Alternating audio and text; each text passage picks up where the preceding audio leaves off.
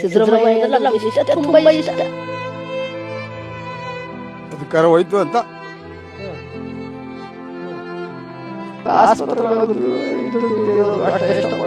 ಸಿದ್ದರಾಮಯ್ಯ ರಾಜೀನಾಮೆ ಕೊಟ್ಬಿಟ್ರೆ ಈಗ ಈಗ ಈ ಹೇಳಿ ಸರ್, ರಾಜೀನಾಮೆ ಕೊಟ್ಟದ್ದು ಭಾಳ ಆತಂಕ ಆಗದ.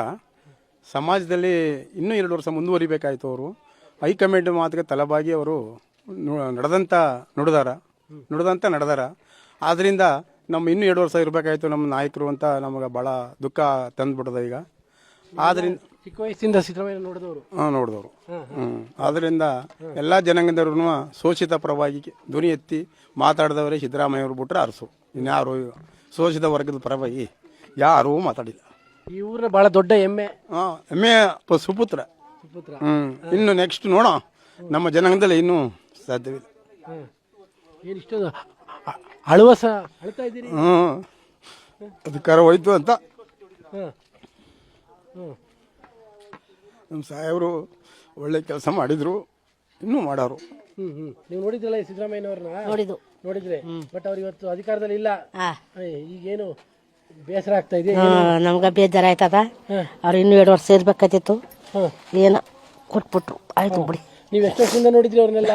ನಮ್ಮ ಚಿಕ್ಕದಿಂದ ನೋಡಿದ್ದು, ನಮ್ಮ ಇಲ್ಲಿಗೆ ಬಂದ ಮೇಲೆ ನೋಡಿದ್ದು. ಅವ್ರ ಇದೇ ಊರ್ಲಿ, ಅವರು ಇದೇ ಊರ್ಲಿ, ನಾ ಬಂದಿದ್ದು ಇದೇ ಊರು, ಅದೇ ನಮ್ಮ ಮನ, ಇದೇ ಅವ್ರ ಮನ.